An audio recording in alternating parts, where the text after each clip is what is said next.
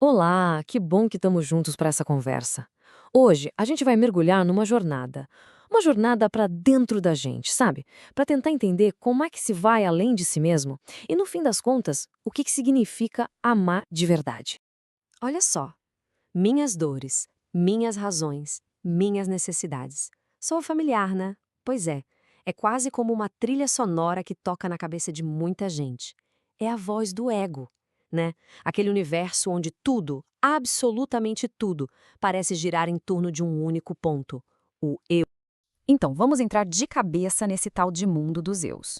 É um lugar curioso porque, por fora, tá todo mundo junto, mas por dentro, parece que cada um vive na sua própria órbita, no seu próprio planeta. A pergunta é: como é que a gente chegou nesse ponto de se sentir tão só, mesmo no meio de tanta gente? E aí que tá o grande nó da questão, né? O paradoxo. A gente olha em volta, ruas lotadas, cidades que não param, todo mundo conectado o tempo todo no celular. Mas se a gente parar para sentir de verdade, tem um vazio. Essa proximidade toda, física, digital, ela simplesmente não virou conexão de alma, conexão de espírito. E como é que a gente percebe esse vazio? Quais são os sintomas? Bom, é como se cada pessoa andasse por aí com um trono invisível só para o seu próprio eu sentar. O egoísmo virou padrão, sabe? Não é algo escandaloso, é quieto, normalizado. A gente acaba vivendo cada um na sua bolha, e o resultado? A indiferença geral vai, aos pouquinhos, endurecendo o coração de todo mundo. E aí, claro, vem a consequência lógica disso tudo. Bom, se ninguém está pensando em mim, eu que vou pensar. É pura autodefesa, não é? Um mecanismo de proteção. Quando a gente sente essa indiferença no ar, a primeira reação é levantar um muro. O egoísmo dos outros acaba ensinando a gente a se fechar também, para não se machucar. Só que, em algum momento, no meio desse barulho todo, tanto de fora quanto de dentro da cabeça, vem um silêncio. E nesse silêncio surge aquela pergunta. A pergunta incômoda, sabe? Aquela que pode mudar tudo. É essa aí. Qual é o modo de destruir o egoísmo? Parece simples de perguntar, né? Mas a resposta? A resposta é de uma complexidade gigantesca. Como é que a gente quebra esse ciclo? Um ciclo que parece tão normal, tão enraizado na nossa forma de viver. Bem, para começar a responder, a gente precisa entender de onde vem o problema. E olha, o egoísmo não é só um defeitozinho de caráter, não. A definição aqui é mais profunda. É uma imperfeição antiga que está ligada à nossa vida aqui na matéria, sabe? É coisa de um espírito que ainda está aprendendo. As raízes disso são muito, muito antigas. E aqui a gente vê o contraste, o grande conflito de frente. De um lado, a vida material, onde o eu é o sol do sistema solar, a personalidade fica inflada e a vaidade segue a gente. Aí, do outro lado, tem a vida espiritual. Nela, o eu descobre que é só uma pecinha de um quebra-cabeça imenso. A consciência se expande para o universo e toda aquela nossa falsa importância, puf, se dissolve. É uma virada de chave, uma mudança radical de perspectiva. Essa virada de chave acontece quando uma nova forma de enxergar a vida aparece.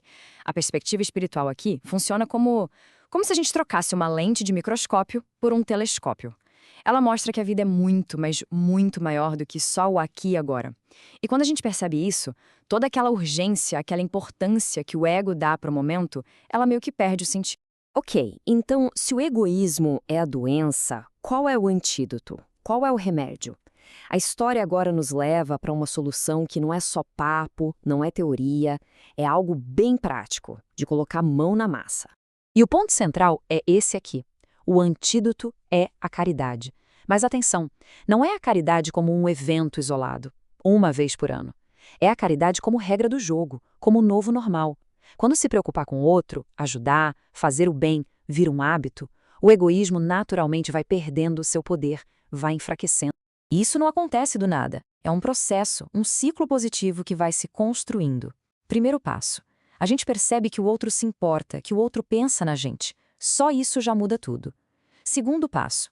Aquela necessidade de viver armado, na defensiva, ela some. A gente pode baixar a guarda. E o terceiro passo. A fraternidade que surge disso tudo liberta a gente do medo. É uma corrente do bem. Mas, vamos ser sinceros, esse caminho não é um passeio no parque. Fazer o bem, muitas vezes, dói. Amar sem esperar reconhecimento, sem esperar nenhum obrigado, isso exige uma coragem danada. A virtude de verdade está em conseguir abrir mão da nossa própria importância. E é justamente aí, nessa renúncia, que o espírito ganha fôlego e espaço para crescer de verdade. E no final dessa jornada toda, o que acontece quando o eu finalmente diminui de tamanho e dá espaço para algo maior? O que nos é dito é que vai chegar um dia em que cada um de nós vai ficar frente a frente com a própria consciência. Não é um julgamento externo, não.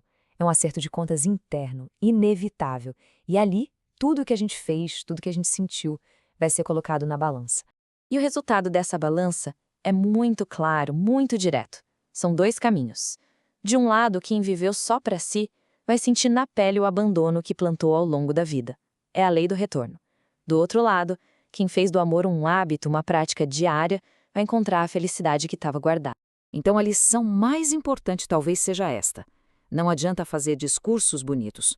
O egoísmo não se destrói na base da força, com luta. Ele se dissolve. É como açúcar na água. E o que dissolve ele? Consciência. O exemplo que a gente dá. E o mais importante de tudo, o amor vivido, praticado todo santo dia. No fim das contas, a jornada inteira pode ser resumida em 4 palavras. Menos eu, mais amor. É um convite, uma meta e a conclusão de tudo. A equação para o crescimento do espírito, ela é na verdade bem simples, não é? Menos da gente e mais daquilo que conecta todos nós.